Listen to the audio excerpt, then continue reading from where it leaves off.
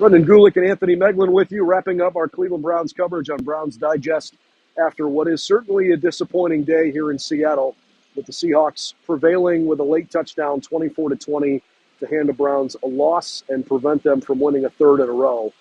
Anthony, we're talking about Kevin Stefanski's play calling today, and I got to be honest with you, I'm a little disappointed in what I've seen. Maybe I shouldn't be surprised anyways, but I'm a little disappointed with what I've seen on social media. For all the people that are calling for Kevin Stefanski's job, I think it's completely ridiculous. I thought he called a brilliant game today. I thought the scheme was excellent. The game plan was terrific. Ultimately, the Browns they didn't make enough plays, and that's a really disappointing loss, without question. But I do not put this on Kevin Stefanski or his staff's shoulders. I have no issue with the decision on the pass on third and short to try to pick up a first down. If you go back and watch the replay, had three guys open before the ball was deflected at the line of scrimmage. It's a bad bounce, man. Things happen. But calling for Stefanski's job after this kind of an effort, I think, is out of bounds. And people aren't going to believe this, but we didn't discuss what we were going to say before this. I totally agree with you.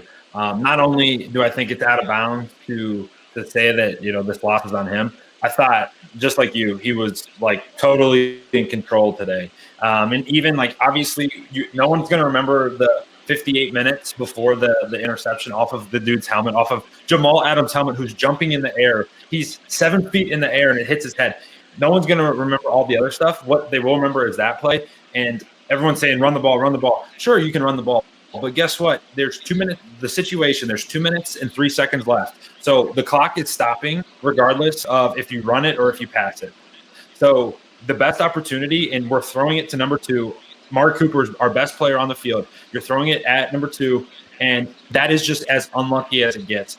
Take that part out of it, and thought it was masterful. I thought it was, hey, we know where we are deficient, and it's our quarterback, and we're going to protect him as best we can. Throws were easy, and by the time we got into the third quarter, you could see P.J. Walker becoming like an NFL quarterback.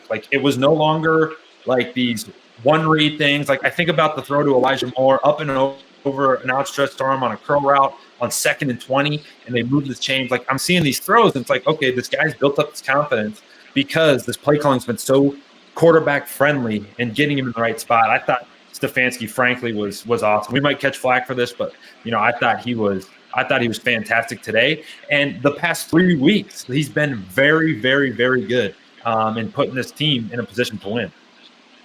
People can give me or us all the flack that they want. Kevin Stefanski is 2-1 and darn near 3-0 with, and I mean this respectfully, with a practice squad quarterback against 3 teams that are considered to be anywhere from good to elite. San Francisco, elite team. Colts, pretty good team. Yeah, I know they were without their starting quarterback when the Browns played them. Seahawks, certainly the kind of team that is in a playoff conversation. They're now 5-2, and they look like a pretty good team. I thought the scheme on Cleveland's first touchdown, first of all, dumping the ball on a quick screen to Kareem Hunt, picking up 12 yards was great. The next play call, a beautiful play action to then set up a screen to the left-hand side, had the defense totally looking the wrong way, bursts a big play.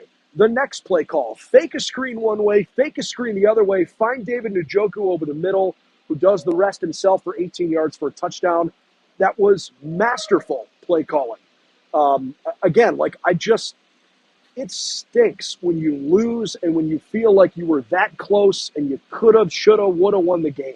But this is not Kevin Stefanski's fault. And exactly to your point, the decision to pass on 3rd and 3 was literally right before the 2-minute warning. When the ball was intercepted, the clock had already, jumped underneath 2 minutes and would have stopped anyways. If you had run the ball, you were going to take a couple seconds off the clock to the 2-minute warning. It was unquestionably okay for him to decide, do I want to run, do I want to pass? It didn't have to just be a let's milk the clock kind of situation. I had no problem with it at all. I guess you could potentially sway me a little bit with the lack of touches for Kareem Hunt in the fourth quarter, but I assume that Kevin Stefanski knows the personnel of his offense better than we do, and I didn't have an issue with who was on the field in big plays. I thought he called a really good game. And I'll tell you what, I think this is a really good conversation that you and I can have about that specific thing, because I thought Kareem Hunt was awesome today. Thought he ran hard. He gave it every like we got the same production out of Kareem Hunt we get every week. He runs hard. He obviously cares, and he just puts his nose in there and goes. But guess what? Jerome Ford, he wouldn't have played today if he wasn't healthy. Okay, so he's healthy, all right, and he can do it. He hadn't played the whole game. That's fresh legs right there. I mean, that's a guy who didn't take any hits all day, and you're coming in to run in the fourth quarter, and he's got first quarter legs, and you're like, this is perfect.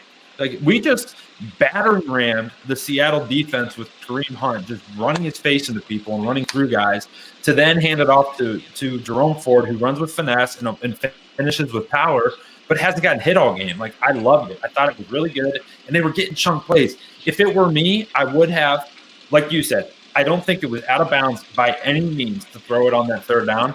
Yes, you could have run it. I may have actually run it, but it was a fine decision. It wasn't, that play was fine. It was a fine play call. Just didn't go the right way. I thought Kevin was awesome, and I thought the offense responded really well. And PJ Walker's going to kick himself for 2 plays. Not switching the protection on the strip sack, which that you have to do. He even said it. He saw it. He knew it. You have to do that. And then the interception to Njoku was frustrating. You know, that was one he's going to want back. He'll lose sleep over that one. And you take those away, Browns win by 2 scores. Certainly disappointing, but I really thought the Browns' scheme and game plan today was plenty good enough. 75 plays to 55 plays. They dominated time of possession by more than 13 minutes. Really good performance by Cleveland that ultimately comes up just a little bit short. Sometimes that happens, but nothing to be embarrassed about. No lack of competitiveness, no lack of competency. A disappointing day for sure, but let's not put this on the shoulders of the coaching staff here. Let's be reasonable about that. For Anthony Moeglin, I'm Brendan Gulick. All the coverage you need on today's Cleveland Browns game, and certainly throughout the season, it's over on BrownsDigest.com.